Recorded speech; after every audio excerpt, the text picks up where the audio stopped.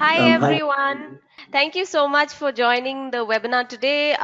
We'll be talking about building a sales funnel for 10x growth. I am Shbani, by the way. I'm the one who sends you all those emails. So thank you for joining us this afternoon. It's been a while since we had a sales webinar, so I'm glad we're back with one. So what are we going to talk about today? It's all about the sales funnel and how you can build the perfect one for 10x growth. And to take you through that is Hitesh Motwani. So he's many things. He's the CEO at Skillopedia. He's a social and digital media marketing trainer and also visiting faculty at IIM Bangalore. So before I hand it over to him, here's just a message for the audience today. Please feel free to ask your questions. There's a question tab where you can ask your questions, or if you just want to say hi, we're here to listen. So, Hitesh, over to you. Please do share a few lines about yourself and take the session forward. Sure. Sure. Thanks, Vani. Hi guys, I'm Hitesh Motwani. Just to give you a perspective about me, I'm a digital marketing trainer. I'm also a CEO of a company called Skillopedia, where we consult some of the biggest brands in the country and we actually help them to do digital marketing better.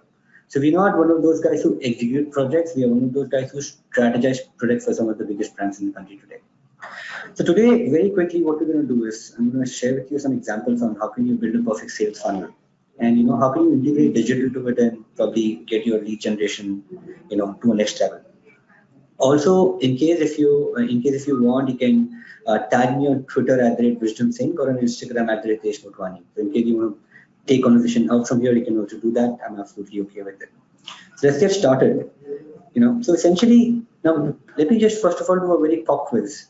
Tell me, how many of you over here you think that you're good at sales? Just type yes or no. So in case you think you're good at sales, type yes. In case you're not, just type no. So I see we're already getting some answers.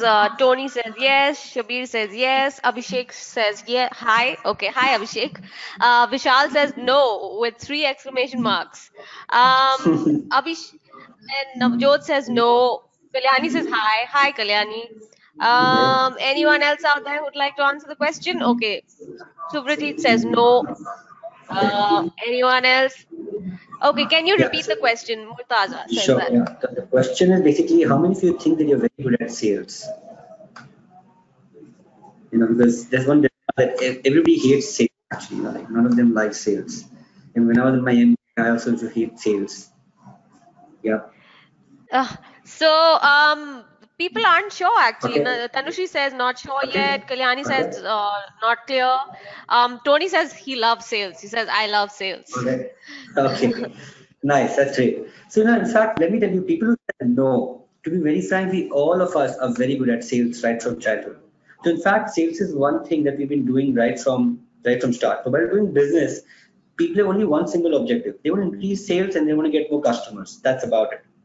And we've been in sales since ages, right? From the start of time, we've been doing sales.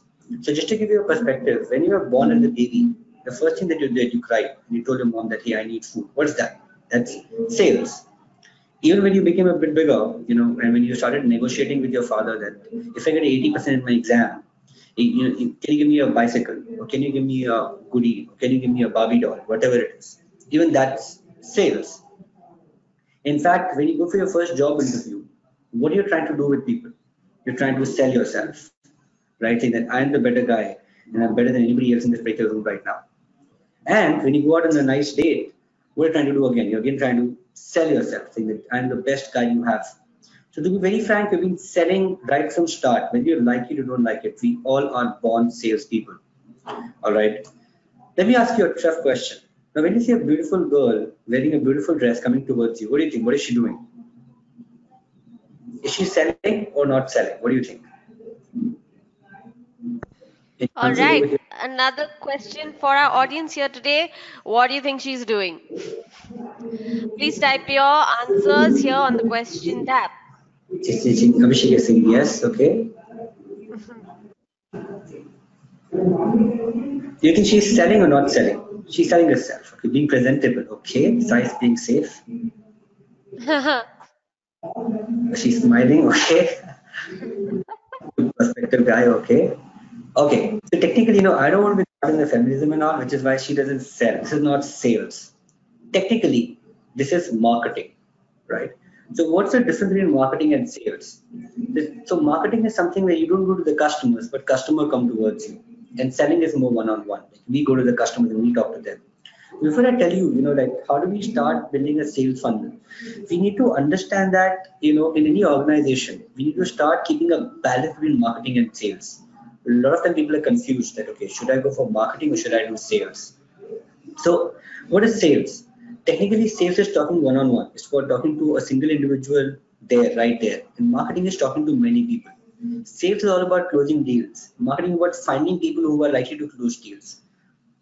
Sales technically is people oriented or is profit oriented, and marketing is people oriented. Because in sales, we always look at profits. In marketing, we don't look at profits. We look at how much people I can attract, how much awareness I can build. So there should be a fine balance between these two for you to succeed in your sales funnel or in your marketing strategy. But they all both are part of the same team. That's revenue, right? So essentially, if you really want to do something, they have to work together. If they don't, they'll be just another battle that we are fighting. So I'm sure in some of your organizations, you must have seen that marketing and sales will never go along pretty well. There is always tussles between both of them. So now how do we align both of them together? And what do we do to align marketing and sales? So first thing is that we have to understand that what are marketing function and what is a sales function. So when you see a funnel has three parts. We call this top of the funnel, middle of the funnel, and bottom of the funnel. So I'm sure you must have gone through this slide like 100 times, right? As some of you in sales, you must have seen this many times. So if we are able to understand that how do we divide marketing responsibility and sales responsibility, we will be able to answer this question effectively. So usually top of the funnel, which is essentially about getting visitors and turning them into leads, is a marketing function. Marketing does whatever it is possible to get visitors to a website, get visitors to your landing page, get visitors in the physical store, and their job is to convert them into leads and give you. That's purely a marketing function. But screening of those leads and qualifying them to sell is actually a joint responsibility, which is where marketing and sales have to come together over here. Because if they don't come together over here, it's going to be a bit tussle. And lastly is closing deal and luring people with certain, irresistible offers is a sales function. So first thing is to get very clear with this. The top of the funnel is marketing function, middle of the funnel is screening and qualifying leads as a shared responsibility, and closing is a sales function. Once we divide the responsibilities pretty well, things become easier in an organization. So far, does it make sense? If yes, just type a quick yes on chat box so that I understand that, so far you're getting what I'm trying to say. Okay, great. So let's go further. Now let's understand that how do we plan our entire marketing funnel? How do we build a digital sales roadmap for us? So the way how we build a digital roadmap is, the first thing before we start, let me try to get some myths clear over here, correct? So certain myths that we have is we feel that marketing is marketing is magic, but not really. Marketing is not magic. Don't expect results overnight. You have to plan your marketing strategy pretty well to get there. For example, you normally complain that marketing is not able to give us better leads. Probably we're not able to tell them who our customers are. It's a sales responsibility to tell them what our customers do, where do they belong, what is their behavior, what they don't do, what they do. For example, if I'm consulting a company who's selling real estate brands, selling a luxury real estate property. Now, normally marketing will do a generate targeting, will target everybody typing luxury, but that's not the case. I need some qualifiers so that I get relevant qualified leads. Now, how can we do that? So probably when I meet as a salesperson, when I meet my customers, I notice the kind of phone that they use. I notice the kind of car that they have. I notice the kind of places that they live in. If I understand all of these factors, and if I pass on this brief to my marketing team will be able to target those customers effectively. So your lead cost might go up a bit, but then I get relevant qualified leads. Second thing is, when you do your sales roadmap or your marketing planning or funnel building, it requires a lot of planning. You have to plan our marketing pretty well. And third thing is, you have to be updated with latest trends. I mean, with one particular strategy would not work on all the brands together. There'll always be something new which is coming up. Today nowadays, chatbots are in a lot of fashion. A lot of people actually use chatbots to build leads, right? So you should be aware about new tech. You should be aware about what's coming in new and probably try experimenting with that. And lastly is it requires a lot of creativity as well to build up a right funnel. And most importantly, it's focus. You have to be focused and you have to be consistent. It's not that okay, 1 month we did pretty well and second month we start relaxing. Not really. We have to basically talk from a perspective of being consistent and ultimately focus on our objective and our final goal. So let's begin, step by step, like how do we start building a marketing sales funnel? And one more thing to remember that it's not about building, it's ultimately when we start doing a funnel, when we start doing a marketing plan, it's not about building, it's all about building trust and not about just people or not about ads. It's not about just, okay, you should run this ad, get more likes, get more shares. Not really, not about all those things. So now, how do we build a roadmap first? How do we build a perfect roadmap? The first thing that we want is you have to identify a clear business objective. Identify the objective. I'll explain this in detail. Don't worry about it. Second thing is you have to research pretty well on your customers. Also analyze competition. What are competitions doing? Where are they hanging out? What are their strategies? Next, you have to identify challenges. What are challenges you're currently facing and what can be unforeseen challenges as well.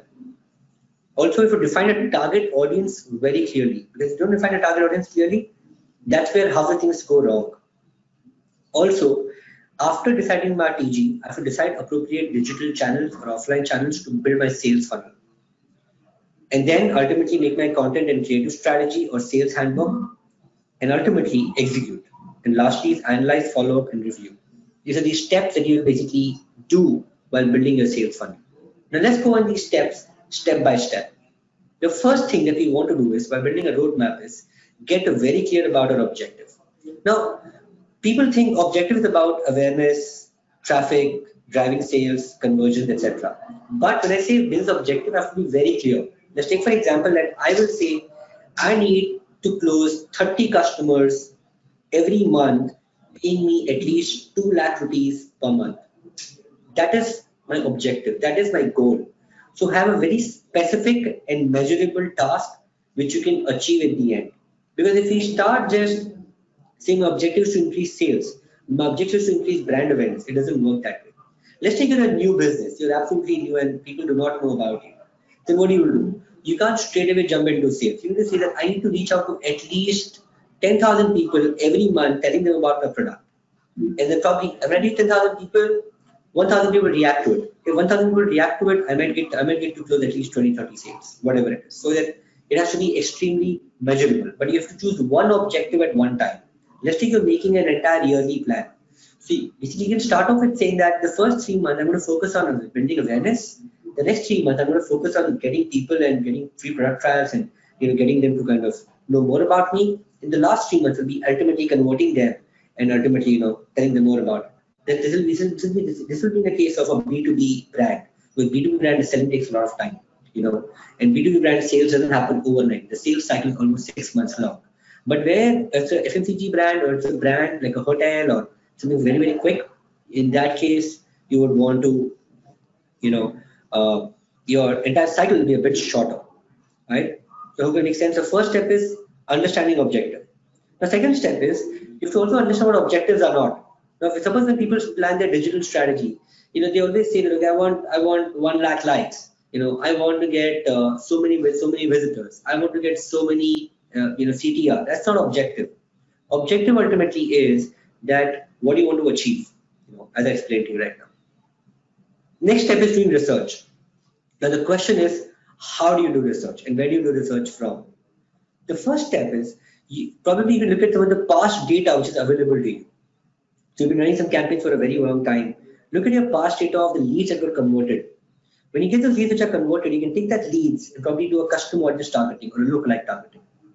So custom audience is where I can basically target my existing customers. I can upload the data on the Facebook or LinkedIn, and I can just show ads to my existing customers only. Lookalike is where I don't actually, target my existing customers. I take those leads and I target customers similar to them. These are similar customers, but the exact same customers. Second thing is you might also want to check You might also want to interview clients. You might want to physically go and meet them, and you might want to interview them. Because if you interview them, and if you understand what they do, that will also help you. So sometimes physical interaction actually helps. So the more physically interact with them, the more you know about them, the more better it is. You might also want to look at something called as, third-party research tools. So there's a tool called online reputation management. A lot of tools like Connect Insights, Radiant6, a lot of other tools in the market as well. You can in fact, use these tools to listen to your customers passively. So just to give you a perspective, when I was consulting at Endemol Shine India in the past, we used to look at the data of all the people speaking about a particular TV show. When we did that, we analyzed which of the moments actually made a positive impact. We took that data, and next time we actually increased the role of that particular character in the particular show, and that led to more diamonds in the show. That's the sales for a TV guy. The same thing. For example, if I see that while I'm selling a product, I see that I'm currently targeting people from 18 to 35. When I look at my data, my CRM data, I find out, okay, only people between the age of 25 to 30 are my majority of my customers. 80% of my sales come from 25 to 30. Then I can take that data point and I can just run a specific campaign on that data set itself. So it involves a lot of A/B testing. So the more A/B testing you do, the more better it is, the more insights you get on your customers, and accordingly you'll be able to close more sales better. The third step is you start analyzing competition. So for analyzing competition, what do you do? So it's one of the most crucial things today when you do digital or when you do any sales funnel. The first thing is look at all their social media handles, look what they're doing, follow them very closely. You can also analyze the website. There are third-party growth hack tools in which you can analyze any changes made in the customer's website or your competition's website. And you can check that thing and you can improve it, improve your copy, improve your creatives, improve your sales material accordingly, and sell more. You can in fact also do some mystery shopping, by the way. This is a good idea. You basically go to the customers, you go to your competition's end, don't pretend as if it's competition, pretend as if you're their customer, go there, meet them, and try to close a sales over there. Or subscribe to the newsletter, set up alerts on their name, use ORM tools. You can do all of these things to analyze competition. These initiatives actually will help you to understand what is working for them and what is not working for them. So the other cheeky growth hacks are, probably look at who their agency is. This is a black hat, but you see their agency is, call their agency for a pitch at your end. Probably the agency will reveal some things that you never thought about your competition spell. Okay. You should only need a lot of time, otherwise you shouldn't waste time on this. The next is you have to identify challenges at each level. The first step to start off with is you can look at the challenges at the product level. What's happening in the product end? What's not happening in the product end? Second thing is analyze what is the best for you and what is not best for you. So there's something which you're pretty good at. There's something which your competition is good at. So look at what you're good at, what you're not good at. Third step is you have to basically make a plan on showcasing yourself better than the rest. So sometimes you've seen in websites or in the brochures, people actually openly say have a comparison chart saying this is me, what is my competition, and how I am great, my competition isn't, right? So in fact, you can go check our website, social media, you can check over there. We've also done the same thing. So suppose you don't want to name competition, what you can do is you can just say, this is me, who have said XYZ things, okay? And these are other institutions who say XYZ things. So basically, so that rather than naming them, you can just name it as other institutions or other players or other competition in the market. And you can highlight what's your USP versus them. That's also a very good idea. Also, prepare your potential FAQs, because when people start asking you questions, you need to prepare potential frequently asked questions that will help you to do rebuttal. It will also help your sales team to do rebuttals as well. And ultimately is you practice and you close. So basically you have to keep on pitching, you have to keep on practicing your sales pitch, make it like an elevator pitch, practice how you're going to close sales and ultimately close them. The next is we need to define our target audience, who our TG is, what our TG does. So basically for that, make a buyer persona. So let's take for example, if I have to, sell a car, okay, I need to understand that what my audience likes and what my audience doesn't like. So if I have to make a car, normally how do we segment our audience? We normally segment our audience in SEC A plus, SEC B, SEC C plus, we do all of that stuff. But we shouldn't do that. There's no point doing all of these things. Rather than that, I will actually say, okay, my TG, this guy called Mr. Shah. He is staying in Mumbai in a location called Bandra. His annual salary is about 40 lakhs per annum. He had to basically, he has a big family. Currently, he's driving a Wagoner, but he's looking for a bigger car so he can go out for a family outing. He's also adding a new family member on its way. And this is my TG. So why do I make a persona? Because this actually helps me visualize it. And normally a car is not an individual decision, it's a family decision. It's apart from him, his son, his mother, his wife, they all have a say on when they buy any high value product, right? So we'll start making some buyer personas. So buyer persona can be different. Now, for example, if some of you, some product might be having multiple personas as well. So there are multiple personas over here. What you can do is you can divide them into core target audience and secondary target audience. So my core TG is Mr. Shah. My secondary TG is this bachelor guy who wants to show off, who wants to go out, and he's basically, he also wants to drive a car.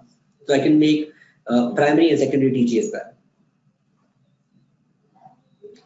Now, next is, after deciding my TG, I need to decide on the appropriate business channel. So basically, what I need to do is I need to list down all the channels. The first thing you do when you are doing your marketing campaigns, where majority of people suck, is basically having a good website or a landing page. And suppose when they have a landing page, the problem is they try to clutter everything on the landing page, which is again wrong. So let's take for example, I'm a guitar manufacturer and I want to sell an acoustic guitar to people. If I want to sell acoustic guitar to people, people search for acoustic guitar, and I'm also selling acoustic and electronic both. So when they come to my site, I'm trying to sell them both the guitars, which is wrong. If he's searching for acoustic guitar, only show him acoustic guitar. Don't show him anything else. So which is why I make a very specific landing page. Don't make a landing page which is too generic. Okay, because it doesn't make any sense. Then after that, basically what we do is, first is make a website, make a good landing page. It will actually help you. Second thing is perform offline ads, SEO or SEM. So decide on the organic and inorganic strategy. So if you don't have budgets, you need to probably do a lot of organic activity. Get influencers, get people in your circle, tell them to talk about your brand, talk about your product, ask for referrals, etc., etc. But from a long-term perspective, start building on content, start building on search engine optimization, which will actually help you to rank your websites on top. And lastly is, you also basically have a paid strategy as well. So you might have to invest some budget in case you want immediate results, you want immediate leads coming early. So if you do some search engine marketing. Also, you might also want to do some social media marketing as well. Social media marketing today is in thing. My personal favorite, only do lead generation campaigns. Don't do anything else. Do a lot of A/B testing. So I personally, when I start doing campaigning, I do a lot of A/B testing. So I target basically, in case you're not sure about target audiences, try to run 2 to 3 different ads on different set of target audiences with different copies. So let's take for example, if I have to sell my digital marketing program to people, and let's say I'm targeting students, my target was correct, but my messaging over there was about, do you wish to make ROI on digital marketing? So when I do that, do you think people will agree to it or the student can connect to it? Well, not really, because students can't connect to ROI. So my targeting was right, but the problem is my messaging was wrong. So you need to work on both the messaging and targeting both combined, right? But for a working professional, if I tell them that they can make a great career in digital marketing, they wouldn't like it either. But they would want to basically get it, and they want to see that how I can make ROI. So we need to get the right message and the right TG to make SEM and SEO successful. And lastly is look at other channels such as email marketing, apps, blogs, webinars, ebooks. These are all great growth hacks. It will actually help you to scale up your business much better. So it's not that you have to be on there on all platforms. Not really. If you be on a few platforms, do things correctly. Once you master it, then go to other platforms. I hope I'm making sense till now. Till now, if you're liking it, and if you think that everything is making sense, just try thumbs up on the chat box. So I know that okay, whatever I've been saying so far, I'm actually making sense over here, right? So just write thumbs up on chat box so that we know exactly that whatever is happening is happening, right? Great, thank you so much, everybody. All right, next. Let's go next. So now, after this, you need to make something called the creative and content strategy. In terms of sales, always make a sales pitch. Maximum firms don't really get there, or they don't need to build a sales funnel because they do not make a sales pitch. Because the way you sell your product and the kind of passion that you bring on table, not everyone will be having the same set of passion. Remember that. The way I sell my product, the way I will talk to my customers, nobody else can talk to my customer the same way. Which is why all your sales team or all your salespeople have to have a single sales pitch. But apart from sales pitch, there are a lot of rebuttal, there are a lot of questions that people ask, which is why we need a cheat sheet and we need a handbook. So you need to basically get a cheat sheet and a handbook as well. So you need to make a cheat sheet of the most important questions asked and a handbook like a rule saying, we cannot go below this pricing. These are the terms, these are the offerings, these are the things. So you make a good handbook that people can actually go home with and they can actually know more about you, right? And also, you might want to also decide your brand color schemes, your brand tonality, your brand elements, your content style. It has to align with the overall brand objective as well. You need to make all of these things seamless with your brand book as well. So your branding and sales have to combine with you. And lastly is, while executing the project, you have to execute. The planning is done. Nothing is more important than execution. Because when you start diving, when you start jumping, that's when you understand what the real problems are. So it might, while planning, all your problems might not be solved at that point in time. But later on, you will be able to actually solve the problems as well. So if you execute the project, but after executing, don't forget to analyze and improve. So you need to start analyzing and improving your things. For example, you need to check, okay, what worked, what didn't work. What didn't work, chuck it. What worked, let's work on that further, right? So in fact, not analyzing performance is like jumping off the cliff. Okay, so always analyze, always look what you can improve. And last thing is, when you do all of these things, you need to accomplish your objective, and this is how you make a successful sales plan. Now, very quickly, I also want to touch upon how do we generate leads quickly. What are some of the quick tips that you can do to generate leads? This is a very important part. So I've divided into paid, owned, and earned. So one of the paid ways to generate leads is you can get ebooks, you can get webinars, Google AdWords. In this, you require a bit of investment. But you need to make your ebooks, you need to make a webinar, you need to make a Google Ads, and then you need to basically start, generating leads over here. But then there's some other the earned medium, which is the free medium. You can start with SEO, but SEO is a bit long term. It's not short term. You can start with influencer marketing. You can start approaching some influencers, do a barter with them, tell them to talk about your product. You also do some digital PR activity. You can actually do some digital PR for the people. You also want to do something called as content restriction. What's that? So for example, you've got a blog on your website. You can take that blog on your website and you don't share the entire article. You share half the article over there. And after that, you tell them to read the entire article, give me your email address. So you restrict your content first. If he's interested, he'll pass him the email address so that he can read the entire article itself. You can also give people a newsletter. Newsletter again is a very important, feature of the entire marketing campaign because people love to see more content. They like your content so much. The last thing is you can also do some surveys. You can ask them some feedback. Probably give some freebies about it, and I can generate leads from there as well. Which is again a great medium. So what I've done is, this is a proprietary model that we use usually. It's made by me. It's called the TrustRadius. All right. So we should call it traditional funnels about awareness, interest, desire, and action. But we don't use all of that stuff. We use something called the TECA strategy. So what's TECA? The first T in TECA stands for trust. So the first activity you will do while doing a marketing is trust building. We need to start building trust among people. Now, how do you build trust? How do you generate leads? So when people trust me, they start giving me leads. But then what do I do to generate trust? I need to do a lot of content marketing. I need to do a lot of social media, run some paid campaigns, do some PR around it. When I do all of these things, every single thing is there to build trust for my brand.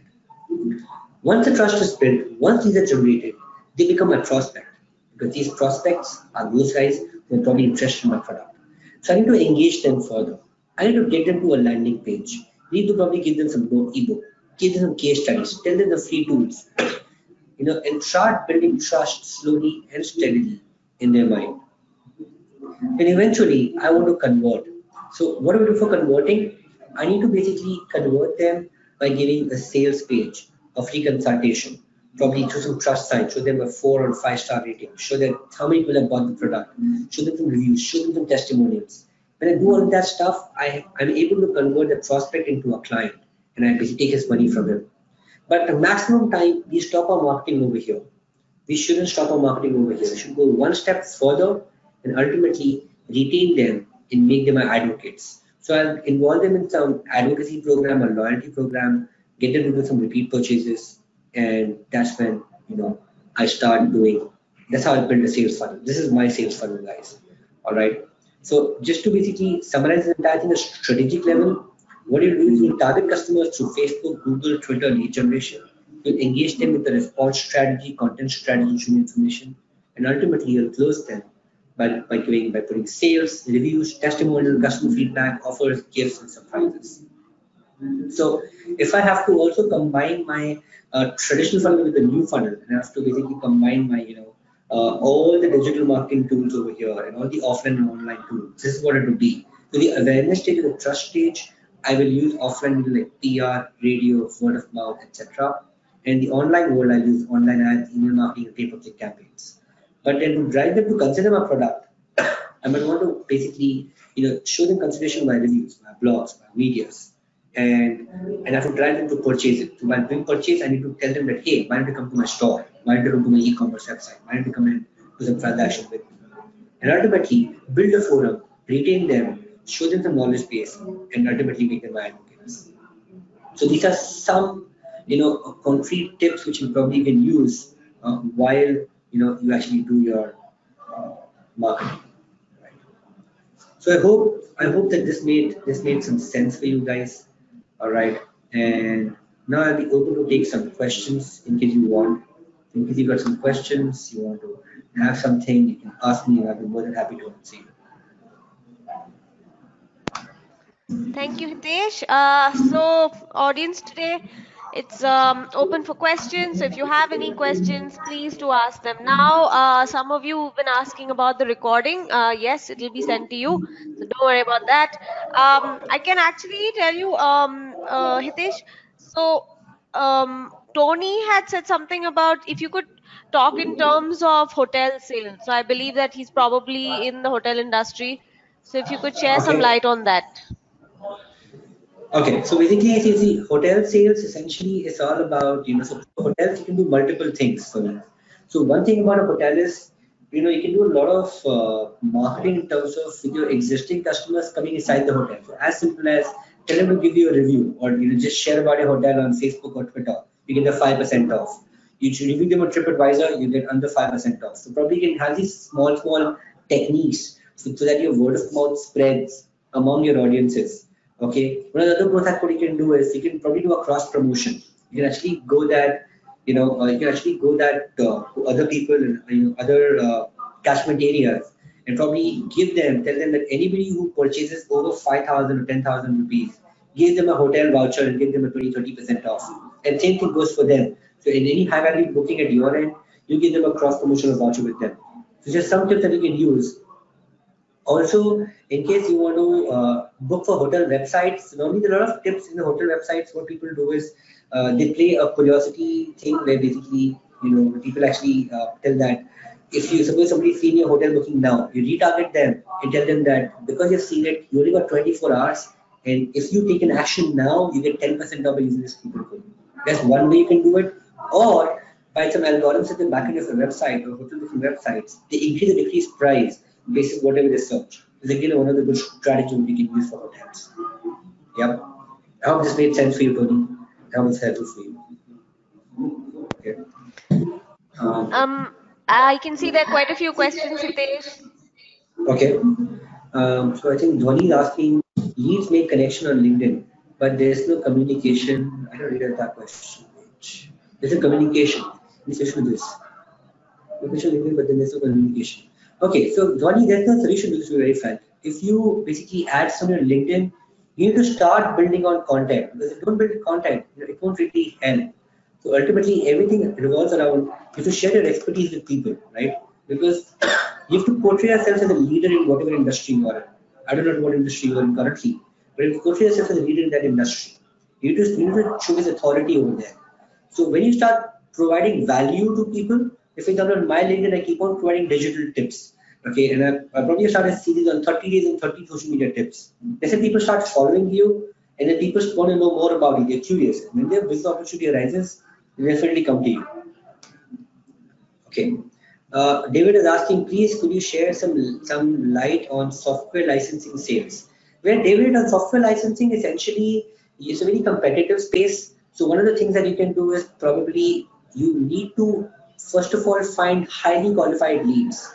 Second thing is target the topmost guy in the organization, because normally when you need software licenses, there are very few people take a call. The CTO will take a call, or CTO will take a call. Problem is we start communicating to people at the lower round. So they waste a lot of time, but they don't communicate back up there.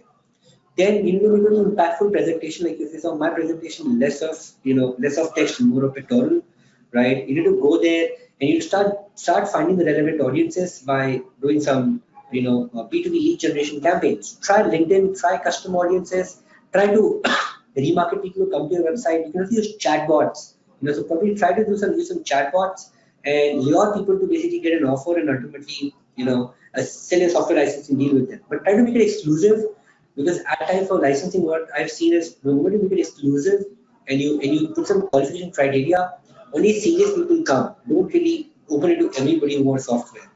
Use the 1+ strategy, maybe.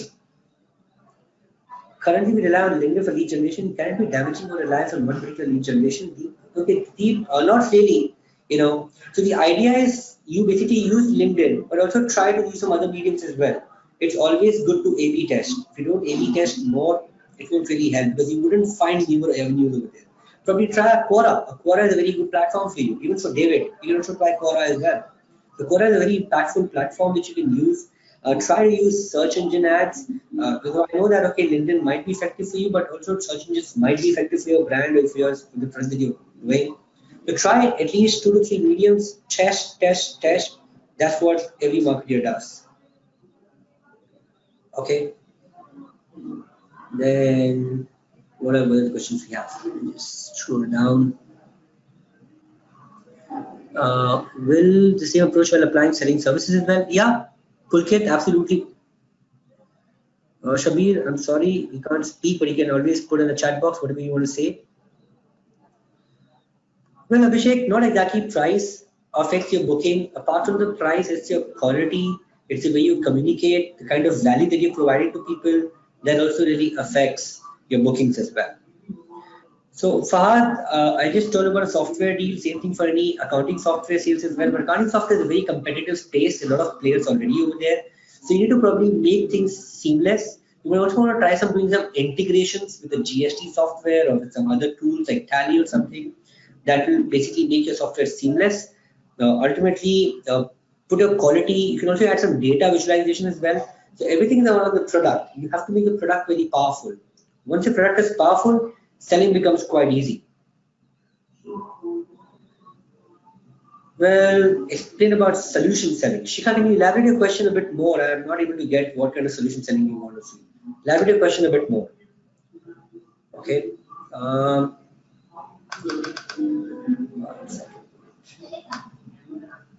Okay. Vispa is asking, if my company cost is 90, other vendors quote 40 and 60, how can I justify the price? If the clients say all 3 company feature benefits remain the same for the software product company. Well, Viswa, it depends on the client to client you're speaking to. So there are a lot of people, a lot of players in the market who are selling similar services, some at premium, some at cheaper price. You need to differentiate with them. It's not about the pricing. It's about the ease. It's about the customer service, after sales service, about data backups. You're having something that is better than the competition. If everything is same and the client is saying about this, then probably you need to revamp your product, because it's not a sales problem, it's a product problem. But in case if you got some better offering, then you need to probably highlight that offering in a better way. You need to tell people about your offering in a better way. You tell them that what if you lose the data? What if the data is stolen by somebody else? That could be a huge business loss, right? Which is why your price at a premium. About your cloud technology, software, there will be something that is different of you than somebody else. So try to focus on that. Okay.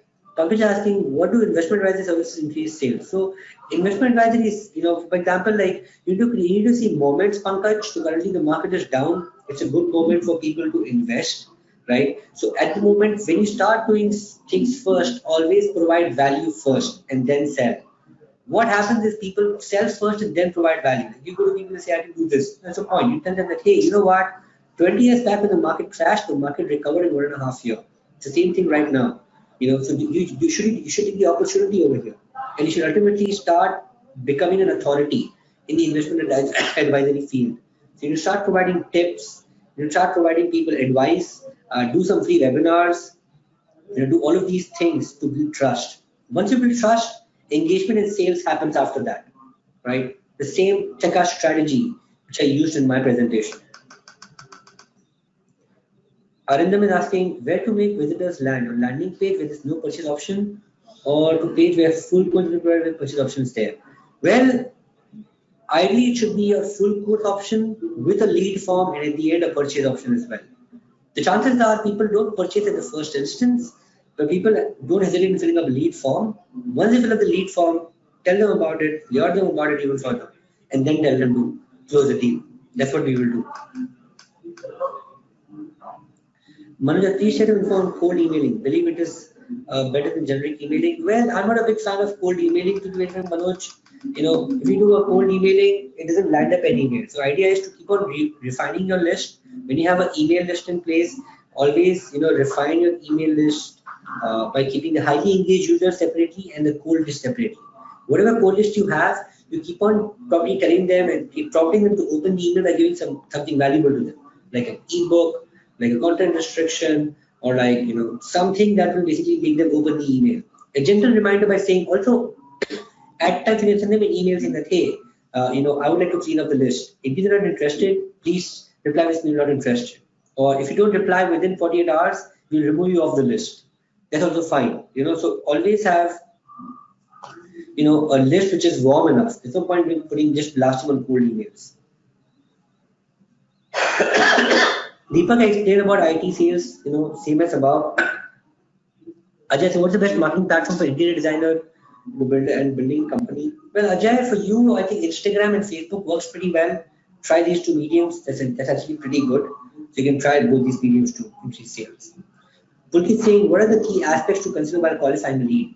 So the key aspects while qualifying the lead is their intent to purchase, the disposable income, and the kind of questions they're asking. Sometimes people ask intelligent questions to us as well. From that also you can judge that, okay, this guy is really interested. He's want to make some decision, but something is stopping him back. So this is some of the things which I would actually use for qualifying the lead.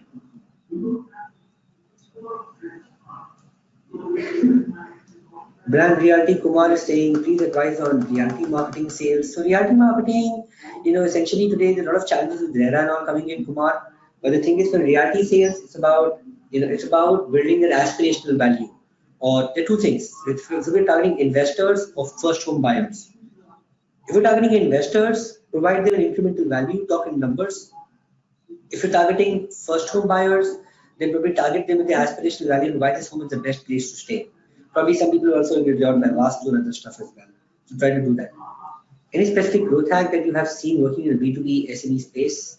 Well, one of the biggest growth hack today is chatbots. You probably try that with it. You can also use, custom targeting. So sometimes what people do is they get them to a particular page, they take a lot of details and they target the custom audiences back. You can also do that as well. Are you think people target corporate houses and MNCs? Okay, if you target corporate houses and MNCs for interior designing, then in that case you might want to use LinkedIn as well. That's again a good platform for you. And also probably, you want to probably do some events. Like for example, in between, I saw Mobile Monkey doing a virtual event by calling 8,000 people across the world. That's a good way to again do that. So you want to basically give some tips, Diwali tips, tell the MNCs why it's important to do some, refurbishment of your office and how it can make ergonomic places better, how it can help positive environment, positive work atmosphere. Try to play around with these specs and keep on developing content, then keep on developing sales. Well, Dhwani, I'm not a good guy in looking for outsourcing products. Probably you know to consult somebody else. That's not one of my core expertise. Wipro is saying Wipro is already one of our clients, which is big client, which is Wipro TCS, Morgan Stanley, have very long decision cycle. They don't exist that long. but only those clients who can give us volumes in our business. How do you suggest tackling this? Well, deep in that case, you might want to basically keep an offer, probably if not on the price, but then some value adds in that if you basically purchase in this time, you will get this, otherwise you won't get this. This will actually help them to take a decision faster. One of the other ways, rather than speaking to the entire management and entire teams, try to always speak to the top management. In your company, divide your sales force. Let the one guy below you talk to the mid-level management, and the senior most guy should only speak to the senior most person. There's no point routing it through the bottom and then going on top. That's what I've seen. Anything you want to close and you see it like the B2B, always there should be a level of hierarchy at the company's end and your end as well. The lower rung at your end speaks to their lower rung, mid-level at your end speaks to their middle level, and if you are speaking to somebody, only speak to the top management. It's actually help you to get things moving faster. I explained this toolkit to you on top, where I explained about software business as well. Sai is the same thing. Other than the emails from LeadSquared land primary inbox only. So I read that question with Shibani. That's your question over here. Okay, but some quick tips on this still. Idea is do not use any images. Try to basically use plain text emails now, because plain text emails usually end up in the inbox. Get either to whitelist your email, tell them to manually move your email in inbox and probably give them some value add again. And ultimately get that guy to open your email very often. If you get the person to open the email very often, you might get some good open rates as well. Well, if product is not much good, then what should be a strategy to say? If the product is not good, Abhishek, then the only thing which is there is the price point or some other factors. I'm not a big fan. The product is not pretty great. You should first work on the product, because without the product, you cannot sell. That's what my belief is. Well, Shahrukh is asking, is there difference between product selling and solution selling? If yes, then what strategy is solution selling? Well, yes, there's a difference in product selling and solution selling. The thing with product selling is that you always invest in the product first. Solutions are quite easy because there's nothing tangible out there. Solution is much better. Solution doesn't require any demo as such, it requires more at a service level. And service and product both matter a lot. That's the difference between both of them. So the strategy in solution selling is always get the best guy to speak to the opposite person, and ultimately have some very, very tangible offerings for solution you're offering, and have very clear differentiation. Whatever you do, always have differentiation. That is something that people actually, the competition might have never thought of. And if the competition copies your thing, again come up with something else. That's what you do for solution selling. Well, I'm going to basically Pulkit. I don't want to answer any best CRM tool out here. If you really ask me, Shivani is the best person for this. Okay. I don't want to be biased with any CRM tool over here. There are plenty of research out there. You can research for your own. Which is the best marketing lead generation platform for software company? LinkedIn, Bunny, that works really well. And search engine marketing, Google Ads as well. I'm not saying you tried training buyer persona, but received very few answers to make some context conclusions. My question is, shall we go with any rewarding option? Well, yes, you can consider rewarding the opposite person, or you can just do an observation skill. So whatever customers are, just observe them, okay, and you make your own buyer personas by observing their behavior. And subtly, don't ask them directly. Don't make it sound like questionnaire. Talk to them casually and understand what their buyer persona is. Well, David, that's a tough one. How do you avoid reverse engineering demos? It's really tough. Probably make your product, as compact as iOS or Apple. I'm not a product guy to verify. I'm more of a sales guy, so I wouldn't know how to avoid reverse engineering from demos. So I already explained this site on above. Google AdWords strategy very simple site.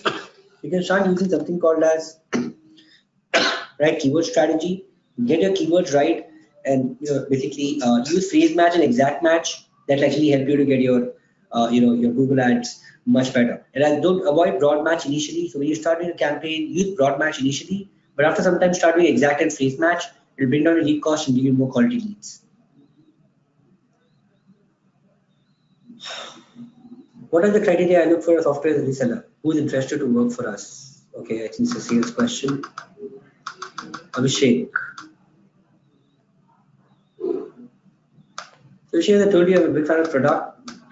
Repeated a question. I think, there are no more questions. Is paid SEO a good strategy? Not really. SEO is never be paid. SEO is always free. But try to get a better SEO consultant for you. That'll actually help you, to work better. Yep. Well, it's not that, David, but then cold calling is not an effective medium to reach out to people anymore. It's a lot of wastage of time. Better to get qualified leads and then start selling them.